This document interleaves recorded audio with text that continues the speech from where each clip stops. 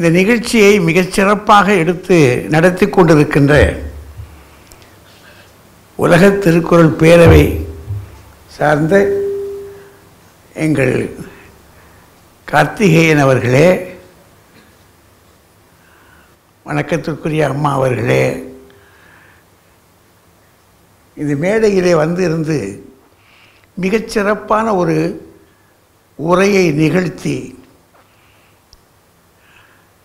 மதுரை காஞ்சியில் என்ன இருக்கிறது என்பதை எடுத்து காட்டியிருக்கின்ற என் அருடைய நண்பர் அரங்கராமலிங்கம் அவர்களே, ஒரு எழுத்தாளன் எப்படியெல்லாம் படிக்க முடியும்,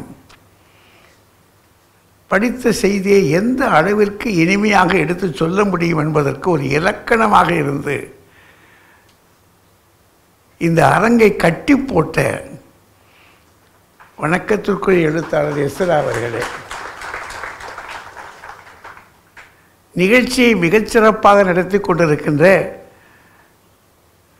எங்கள் கூடத்தினுடைய பிள்ளை ராஜா அவர்களே, இந்த நூலை மிகச்சிறப்பாக வெளியிட்டிருக்கின்ற வழக்கம் போலவே எல்லா நூல்களையும் வெளியிடுகின்ற எங்களுடைய கவிதா பதிப்பகத்தை சார்ந்த ஐயா அவர்களே, இந்த அரங்கிற்கு வருகை தந்து மிகச்சிறப்பான பணியை செய்திருக்கின்ற செந்தமிழ் கல்லூரி ஐயா அவங்க மாரியப்ப முரளி அவர்கள், நம்ம வரதராஜன் அவர்கள் முன்வரிசையில், அந்த பக்கத்தில் அம்மா அவர் என்னமையாங்க என் நண்பர் யாதவா கல்லூரியினுடைய சிந்தனையாளர் பிகேஆர், இந்த பக்கத்தில் எங்களுடைய வணக்கத்திற்குரிய அமெரிக்கன் கல்லூரியுடைய மேனாள் முதல்வர் பெரியவர் வந்து தம்பி ஹோமியோ வைத்தியர் அருமை தம்பி அன்புநாதன் அவர்கள், என்னுடைய வளர்ச்சியிலே நேற்றும் இன்றும் என்றும் இருக்கின்ற கம்பனை கரைகண்டு குடித்திருக்கின்ற ராமமூர்த்தி, எல்லாவற்றுக்கும் மேலே எனக்கு முன்னோடியாக இந்த நூலுக்கு உரை எழுதி இந்த நூல் எப்படி இருக்கிறது என்பதை அவர் வழியாக தெரிந்து கொள்வதற்கு எனக்கு ஒரு பாதை சமைத்து கொடுத்த ஐயா, பெருமைக்குரிய ஐயா அவர்கள் இருக்காங்களே, அதுவும் மேனாள் துணைவேந்தர், ஆமாம் ஐயா திருமலை, நல்ல பேர் திருமலை ஐயா அவர்களே, இந்த கூட்டத்திற்கு அழைக்கப்பட்டிருக்கின்ற அத்தனை பெரிய அறிஞர்களே, ஒருத்தர் பெயரை நான் சொல்ல முடியல, சொல்லாதவர்கள் தயவுசெய்து பொறுத்து கொள்ளுங்க. இங்கே எனக்கு முன்னே ஒரு வள்ளல் உட்கார்ந்துருக்கிறார், அவர் வள்ளல், அவர் என்னை யாரை சொல்லாவிட்டே அவரை சொல்லணும். என்ன கல்வி தருகின்ற பள்ளிக்கூடங்களுக்கெல்லாம் கட்டி கொடுக்கின்ற வள்ளல் அவர். அவர் என்னை விட வயதில் குறைஞ்சவர் தான், ஆனாலும் அவருடைய திருப்பாதங்களை நான் வணங்கி கொண்டு தான் சொல்லுவேன். ஏன்னா கல்விக்கு கொடுக்கிறார் அவர், அது கோடிகளை கொடுக்கிறார், 5ஆம் வகுப்பு கூட படிக்கிற அவர், அப்படிப்பட்ட ஒரு மனிதன். ஆக இத்தனை பெரிய அறிஞர்கள் இந்த அரங்கிற்கு வந்திருந்து, அதுவும் திண்டுக்கல்லிலிருந்து அண்ணன் எஸ்கேடி பெரியவர், ஜிஎஸ், இன்னும் பெரிய பெரிய ஆட்கள்லாம் வந்திருக்கிறாங்க. நான் என் பேரை சொல்லாத மன்னிச்சுக்கோங்க, நீங்கள் அத்தனை பேரையும் நெஞ்சில் இருக்கிறீர்கள் என்று சொல்லி உங்கள் ஒவ்வொருவரையும் முதலில் வணங்கி கொடுக்கிறேன், உங்களை பார்த்து பெருமைப்படுகிறேன். இந்த அரங்கத்தில் இது முதல் நிகழ்ச்சி. கூட்டம் வருமா என்று பலரும் எண்ணினார்கள், அதுவும் மழை நேரம். வராமல் இருந்தாலும் ஆச்சரியப்பட முடியாது, ஆனால் வந்தது பெரிய ஆச்சரியம். இந்த அரங்கத்தை நிறைத்திருக்கின்ற உங்களுடைய திருப்பாவங்களை சேவித்துக் கொள்கிறேன். பெரியோர்களே, எங்கே பார்த்தாலும் கூட்டம் தலையை தமிழுக்காக வந்திருக்கு, அந்த பெருமை தான் எனக்கு பெரிய விஷயம். மதுரை தன்னுடைய மாண்பை இழந்து விடாதபடி வந்து சேர்ந்திருக்கிறது, அது தமிழுக்கு பெருத்த பெருமை. 4 நூல்கள் சிறப்பு பண்ணால் அடிகளார் சாமிகள் வந்து இந்த நூலை படித்தது மட்டும் இல்லை, கேட்ட உடனே ஒத்துக்கிட்டாங்க. சாமி வரணும்னு சொன்ன உடனே கண்டிப்பாக வருகிறேன் அப்படின்னு முந்தா நாள் சென்னை, நாளையும் சென்னை, இந்த இடையில எப்படியாவது வந்து விடுகிறேன் என்று சொல்லி வந்து சேர்ந்தது மட்டுமல்ல, நூலை படித்து என்ன சொல்ல வேண்டுமோ அதை எப்படியெல்லாம் எடுத்து சொல்லியிருக்கிறாரு. அதனால் அவர்கள் பள்ளிக்கூடத்தில் பகிர்ந்த மாணாக்கர்களில் நான் ஒருவன். குன்னக்குடி பள்ளிக்கூடத்தில் அவங்க தான் போட்ட பிச்சை தான் இது. அவருடைய பல்கலைக்கழகத்தில் தான் நாங்கள் படித்து இந்த பட்டிமன்றத்தை ஆளாக்கினோம். இந்த பட்டிமன்றம் இருக்கிறது என்று சொன்னால் தவத்திரி குன்றக்குடி அடிகளாரை வந்து மறக்கவே முடியாது. அவர்கள் தான் இதை வந்து ஊருக்கும் உலகுக்கும் எடுத்துக்கொண்டு போனாங்க. ஒன்றே ஒன்று, அவர்களுடைய காலத்தில் இந்த ஊடகங்கள் அதிகமாக இல்லை. இருந்திருந்தால் இன்னும் ரொம்ப சிறப்பாக வந்திருக்கும். அது ஆதீனங்கள் இருக்கிற இடத்துல மற்றவர்கள் சரி சமானமாக அமர முடியாத ஒரு காலம். ஆதீனம் அனைவருக்கும் மேலாக அமர்ந்திருக்கும், மற்றவர்களெல்லாம் கீழே தான் இருக்க முடியும். அது இந்துக்களின் ஆதீனம் மட்டுமல்ல, எந்த ஆதீனமாக இருந்தாலும் இதுதான் மரபு. ஆனால் முதலில் உடைத்தெறிந்து பொதுமக்கள் எல்லாம் சமம் என்று சொன்ன ஆதீனம் என்று சொன்னால் அது குன்றக்குடி ஆதீனம். அந்த ஆதீனத்தின் பிள்ளையாக நாங்கள் வளர்ந்தோம் என்பதில் ஒரு பெருமை. இந்த நூலை நான் வெளியிட போகும்போது எனக்கு நல்ல ஞாபகம், திருக்குறளை வெளியிடுவதற்கு அதற்கு அணிந்துரை கொடுத்தவர் மேனாள் முதல்வர் கலைஞர் அவர்கள். அவர் எல்லாம் முடிச்சுட்டு என்னை கேட்டார். பெரும்பாலும் எல்லாரும் போய் அவர்கிட்ட கேட்பாங்க, நாள் வெளியிடுறது நீங்கள் வரணும்னு. ஆனால் ஆச்சரியம், அந்த மனிதர் என்னையா இதை வெளியிட வேண்டாமா, வெளியிடமில்லைன்னாரு. அப்போ நான் சொன்னேன், வெளியிடலாம், சென்னையில் வெளியிடுறதா இருந்தால் இன்றைக்கி இருக்கிற நிலத்துக்கு 5-6 லட்சம் ஆகும். நான் ஒரு கல்லூரி ஆசிரியன், 5-6 லட்சத்துக்கு நான் எங்கே போவேன் அப்படின்னேன். அவர் இப்படி ஒரு சிரிச்சுட்டு பிழைச்சிக்கிடுவேன்.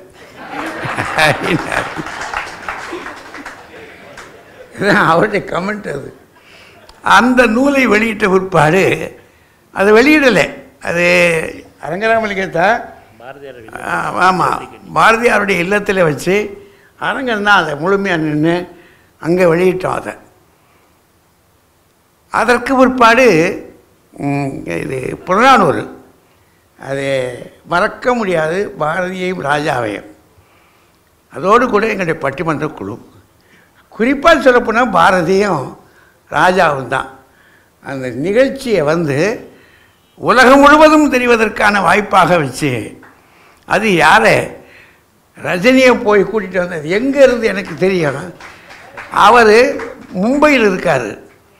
ராஜா என்கிட்ட விவரத்தை சொல்லாமலே நான் முன்னாடியே போகிறேன்னு 2 நாளைக்கு முன்னாடியே புறப்பட்டு போச்சு. விளங்கலை எனக்கு என்ன காரணம் இப்படின்னு. ஆனால் போய் தன்னந்தனியாக இங்கேருந்து விமானத்தில் மும்பைக்கு போய் அவரை பிடிச்சி அவருடைய அனுமதியை வாங்கி, அவர் கண்டிப்பாக வர்றேன், நான் வந்துட்டேன்னா தான் வருவேன்னாரு. ஆனால் அந்த பெரிய மனிதர் வந்தது மட்டும் இல்லை, நல்ல பேச்சு பேசினார். அந்த பெருமை எல்லாம் எங்களுடைய பட்டிமன்ற குழுவுக்கு, குறிப்பாக ராஜாவுக்கும் பாரதிக்கும் தான் உரிது. அதனால் அவர்களுக்கு நான் ரொம்ப நன்றி சொல்லணும். இந்த நேரம் அதை விட்டுட்டா போச்சு. 3வது நூல் அகநானூறு. அகநானூறு வெளியிடுவதற்கு அவர் கோயம்புத்தூரில் கிருஷ்ணா ஸ்வீட்ஸ்காரரு முதல்லே சொல்லிட்டார், நான் தான் வெளியிடுவேன் அப்படின்னு உரிமையாக கேட்டுட்டார். அவர்கிட்ட சொன்ன பிற்பாடு ஒரு செலவும் இல்லை, எங்களுக்கு ஒரு செலவும் இல்லை. ஏன்னா அதுக்கு முன்னாடி நம்ம எங்கள் பிள்ளைய 2ம் எவ்வளவு செலவழித்தாங்கன்றது எனக்கு தெரியும். ஏன்னா அங்கே சென்னையில் வந்து ஒரு பெரிய ஹாலை பிடிச்சி நடத்துறதுன்னா எளிதான காரியமா, எக்கச்சக்கமாக காசு செலவழித்தாங்க.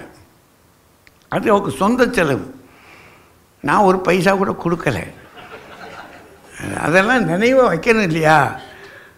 இதுவும் அதே மாதிரி தான். இங்கே இதில் கோயம்புத்தூர் நடக்கும்போது அன்றைக்கு கடுமையான மழை. அந்த மழையில் அரங்கமெல்லாம் நிறைஞ்சி வெளியெல்லாம் நின்னாங்க ஆட்கள். அப்படிப்பட்ட ஒரு கூட்டம் அது நடந்தது. அதில் அந்த நூலை வெளியிட்டு பெரிதாக சிறப்பித்த பெருமை அவர் கிருஷ்ணா ஸ்வீட்ஸ்காரர். அவரை மறக்கவே முடியாது. அவருக்கு நன்றி சொல்லணும். இந்த நேரம் நன்றி சொல்ல வேண்டிய நேரம் இது. இந்த நிகழ்ச்சி இருக்கே, இது முதல்லையே தம்பி கார்த்தி சொல்லிட்டாங்க, ஏன் நம்ம அதில் தான் வெளியிடுறோம்னு. நானும் உடனே சொன்னேன், நம்ம அதில் தான் வெளியிடுறோம், ஏன்னா மதுரைக்கு அஞ்சு மதுரையில் தான் வரணும் அப்படின்னு. ஆனால் அவங்க அதை திட்டமிட்டு, அவர் கூட அந்த பக்கத்தில் கருப்பையான இருக்கார் பாருங்க, அவர் ஒரு சரியான செயல் வீரர். இந்த பக்கத்தில் இருக்கார் பாருங்க அசோக்ராஜ். இந்த எல்லாம் இவங்கெல்லாம் சேர்ந்து நல்ல இரவு பகல் 6 நாள் அவர்களுக்கு இதுதான் வேலை. இந்த வேலையை ரொம்ப சிறப்பாக அவர் செய்து முடித்து இவ்வளோ பெரிய கூட்டத்தை கூட்டியிருக்கிறாங்க. அது எது நான் ஆசைப்பட்டது என்னன்னா, இது மக்கள் கூடுகிற இடமாக இருக்கணும். இந்த அரங்கம் இருக்க, இது இலக்கிய விழாக்கள் நடக்கிற அரங்கமாக இருக்கணும். அரசியல் விழாக்கள் இங்கே நடக்கக்கூடாது. இது இலக்கிய விழாக்கள் நடக்கக்கூடிய மதுரையில் மிகச்சிறப்பான ஒரு அரங்கமாக இது இருக்கணும். அதனால் இது முதல் நிகழ்ச்சி இலக்கிய நிகழ்ச்சியாக இங்கே வெளியிட்டணும். ஒரு வரலாறு இதில் தொடங்கணும்னு நினச்சேன். அதற்கு எல்லா வகையான ஒத்துழைப்பு கொடுத்தது. இந்த இதுக்கு இன்னும் எவ்வளவு பணம்னு இன்னும் சொல்லலை, இதுவரைக்கும் அவங்க சொல்லலை. ஆனாலும் முடிவு செய்யாவிட்டாலும் பரவாயில்லை, கொடுத்து விடுவோம் அப்படின்னு முதல் உத்தரவு கொடுத்தது நம்முடைய வணக்கத்திற்குரிய முதல்வர் அவர்கள். இந்த நெருக்கடியான நேரத்திலையும் முதல் நிகழ்ச்சி இதுவாக இருக்க வேண்டும் என்று சொல்லி அவர் தான் கொடுத்தார். அவர் கொடுத்த பிற்பாடு இங்கே இருக்கிறவங்க அதை முழுமையாக ஏற்றுக்கொண்டாங்க. அதனால் முதல்வர் அவர்களுக்கு, அவர் இன்றைக்கு வேறு ஒரு காரியமும் செய்வதாக இருந்தது, ஒரு சிறு பிழை காரணமாக முடியாது, இப்போ வர முடியாதவங்க. அதனால் அவருக்கு என்னுடைய மிகப்பெரிய வணக்கத்தையும் நன்றியையும் இங்கே எடுத்து உங்கள் முன்னேறி சொல்லிக்கிறேன். அதுக்கப்பால் இந்த இடத்துல அவர் தினேஷ், இந்த இடத்துக்கு பொறுப்பாளர், அவங்கெல்லாம் சேர்ந்து இதை எப்படியெல்லாம் நமக்கு ஒத்துழைக்கணுமோ அவ்வளவாக ஒத்துழைச்சாங்க. ஆக மிகச்சிறப்பான ஒரு ஏற்பாட்டை இந்த அரங்கில் இங்கே இருக்கக்கூடிய ஊழியர்களெல்லாம் எல்லாரும் இது ஏதோ அவங்க விழாவாக நடத்தி இங்கே வந்திருந்தாங்க. அவர்கள் அத்தனை பேருக்கும் எல்லாருக்கும் மேலாக இந்த அரங்கை வந்து நிறைத்த உங்களுக்கும் எனக்கு என்ன நோக்கம்னா, நான் சாதாரணமாக தமிழ் கற்றவன். இங்கே ஐயா மாப்பேசி இருக்காங்க, தமிழில் கரை கண்ட மேதை. மாப்பேசி ஐயா தான் வைணவ இலக்கியத்துக்குள்ளே ஊறி தழைத்தவர். அதே மாதிரி நம்ம இப்போ நம்முடைய திருமலை ஐயா இருக்காங்களே, நல்ல பெரிய படிப்பாளிகள் அவங்களெல்லாம். இத்தனை பெரிய படிப்பாளிகள் இடத்துல எனக்கு எப்போதுமே ஒரு பெரிய என்னென்னா, தமிழை மக்கள் மத்தியில் கொண்டு போகணும். அது புலவர்களின் பாசறைக்குள்ளேயே பதுங்கி கிடக்கக்கூடாது. மக்களுக்கு எப்போது போய் சேருகிறதோ அப்போது தான் தமிழ் செழிக்கும். காரணம் என்னென்னா, அந்த காலத்தில் நான் படித்த பைபிள் படித்தா கிறிஸ்தவத்தில் வளர்ந்தேன். பைபிள் படிக்கிற போது இயேசு கிறிஸ்து பேசுகிற மொழியை மேலே இருக்கக்கூடிய அந்த அண்ணா காய்பான்னு பெரிய பெரிய படிப்பாளிகள், வேதங்கள் அவங்க கையில் பெரிய சொத்து அவங்களுக்கு. அது வேதம் அவர்களுக்கு பெரிய சொத்து, அவர்களுடைய வேதம். ஆனால் இவர் பேசுகிற மொழி அவர்களுக்கு தெரியலை. அவன் கேட்குறான், அவர் கோர்ட்டில், இவன் என்னடா பேசுகிறான் அப்படின்னு கேட்குறான். ஏன்னா இவர் பேசுவது மக்கள் மொழி. மக்கள் மொழியில் பேசியவர்கள் தான் மக்களிடத்தில் போய் சேருவார்கள். அதனால் புத்தர் அவருடைய நூலை, அவருடைய பேச்சு எல்லாம் பார்த்தா பாலி மொழி, மக்கள் மொழியிலேயே பேசினார். அவர் மக்கள் மொழியில் பேசுகிற பிற்பாடு அவருடைய சீடர்கள் சிலர், ஏன் இது வெறும் மக்கள் மொழியாகவே இருக்குது, அறிஞர்களின் மொழியில் ஏற்றிடுவோம், அதை நாங்கள் அதை செஞ்சிடட்டுமான்னு கேட்டாங்க. புத்தர் சொல்லிட்டார், மக்களுக்காகத்தான் நான் பேசுகிறேன், அவர்களுடைய மொழியிலே தான் என்னுடைய சொற்கள் இருக்க வேண்டும், இது அறிஞர்கள் மொழியில் சேர்க்க வேண்டாம்ட்டார். அப்போது மக்களுக்காகவே வரக்கூடிய இலக்கியம் அவர்களுடைய மொழியிலேயே இருந்தாக வேண்டும். இது வழக்கு. அதனால தான் சங்க இலக்கிய பரப்ப முழுக்க ஒரு பார்வை பார்த்துட்டு திருக்குறளுக்கு வந்த உடனேயே அதனுடைய நடையும் சரி, அதனுடைய வடிவும் சரி, எளிமை. சங்க இலக்கியத்தில் இருக்கக்கூடிய அந்த அடிப்பாடல்களை பார்த்தீங்கன்னா அதிலிருந்து மாறுபட்டு மிக எளிமையாக முதல்ல வந்தது. அதனால தான் திருவள்ளுவர் மக்கள் மனத்தில் நிலச்சிக்கிட்டார். அதை கடந்து அப்படி மெல்ல வந்தோம்னு சொன்னால் கம்பனுக்கு ஓடியாங்க. கம்பனிடத்தில் வந்த உடனேயே அவனை போல அந்த காலத்திலேயே எளிமையாக சொன்னவன் இல்லை. சில பாடல்களை அப்படியே சொன்னால் உரையிட மாதிரியே இருக்கும். அத்தனை எளிமையாக அவன் சொன்னான்னா கம்பன் மக்கள் மத்தியில் போய் நிலைச்சிக்கிட்டான். கடைசியாக நீங்கள் வந்தீங்கன்னு சொன்னால் இவன் என்ன மொழியில் பேசுகிறான்னு புலவர்களெல்லாம் திட்டிக் கொண்டிருந்தார்கள். பாரதியர் கொச்சை பாடல்கள் இது, பத்திரிகை பாடல்கள் இது, பாமர பாடல் இது என்று சொன்ன நிலையில் மக்களுக்காக பாடி அனைத்து புலவர்களையும் பின்புறம் தள்ளிவிட்டு முன்னே வந்து நின்று கொண்டான் பாரதி. நிலைத்து நிற்கிறார். அதனால் மக்களுக்காக நாம் எப்போது பேசுகிறோமோ, மக்களுக்காக எந்த நூல் இருக்கிறதோ அது நிலைக்கும்.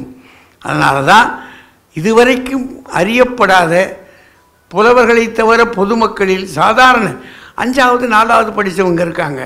அவங்களுக்கு புறநானூறு படிக்க வேண்டாமா? அவங்க எப்போ போய் புறநானூறு படிக்கிறது? ஐயா எனக்கு 3 நாள் தான் ஐயா தெரியும், அவ்வளோதான் படிச்சிருக்கேன். நான் கடையில் உட்காந்துட்டு வேலை பார்க்குறேயா, முதலாளி வேறையா, நான் ஒரு சாதாரண ஆளியா, நான் எப்படி அகநானூறு தெரிஞ்சுக்கிறதுனா அவன் தெரிந்து கொள்ள வேண்டும். அப்போது சங்க இலக்கியங்கள் எல்லாம் நபர்களுடைய நடையில் அவர்களுக்கு பிடித்த மாதிரி இன்றைய வழக்கில். அதனால தான் கிறிஸ்தவர்கள் என்ன செஞ்சுறாங்கன்னா பைபிளை ஒவ்வொரு நூற்றாண்டுக்கு ஒரு தடவை அவங்க என்ன செய்கிறாங்க, அதை மொழி மாற்றம் பண்ணுறாங்க. மேன்னாடி இருந்த நடையை விட்டு அடுத்த நடைக்கு கொண்டு வர்றாங்க. இப்போ நாம் என்ன செய்யணும்னா அதை அப்படியே வச்சுக்கிட்டு இருந்தால் பெரிய மேட்டுக்குடி தான் பார்த்துக்கிட்டே இருக்கும். எல்லாருக்கும் எல்லாம் போய் சேர வேண்டும் என்று சொன்னால் எளிய தமிழிலே, இன்றைக்கு இருக்கிற தமிழிலே மக்களுக்கு இதை சொல்ல வேண்டும். அதற்காக பழைய கல்வி மொழியை மாற்றிடக்கூடாது, அது அங்கேயே இருக்கட்டும், அதை புலவர்கள் பார்த்து கொள்ளட்டும். புலவர்களுக்கு அது, பொதுமக்களுக்கு இது என்று சொல்லி மாற்ற வேண்டும் என்பதனால தான் நானும் கொஞ்சம் மாற்றி செஞ்சிருக்கிறேன். அதில் கேள்வி சாதாரணமாக சிந்திக்கிற மாதிரி.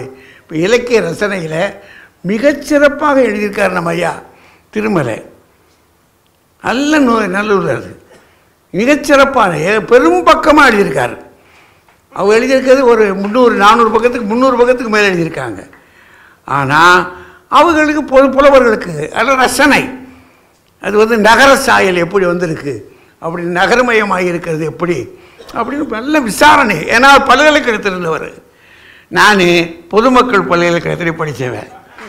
அதனால் என்ன செஞ்சேன் அப்படின்னா இவர்களுக்கு தேவைப்படி எப்படி கொடுப்போம் என்று இதில் கொடுத்துருக்கிறேன்.